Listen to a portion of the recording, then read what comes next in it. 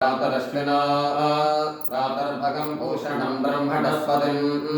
प्रातः सोममुतरुद्रगुं भवेम प्रातर्जितं भगमुग्रगुं भवेम वयं पुत्रमदितेर्यो विधर्ता आद्रश्चिद्यं मन्यमानस्तुरश्चित् राजाचिद्यं भगं भक्षीत्याह भगप्रणेतर्भगसत्यरासः भगविलां च यमुदमदतन्नः भगप्रणोदनयगोभिरश्वैः भगप्रणतर्यतमन्तस्याम उदेदानीं भगवन्तस्याम उत प्रवित्वमुत मध्ये मनः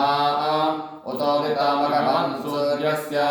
वयं देवानागुं समतो स्याम भगवेव भगवागुम् अस्तु देवाः तेन वयं भगवन्तः स्याम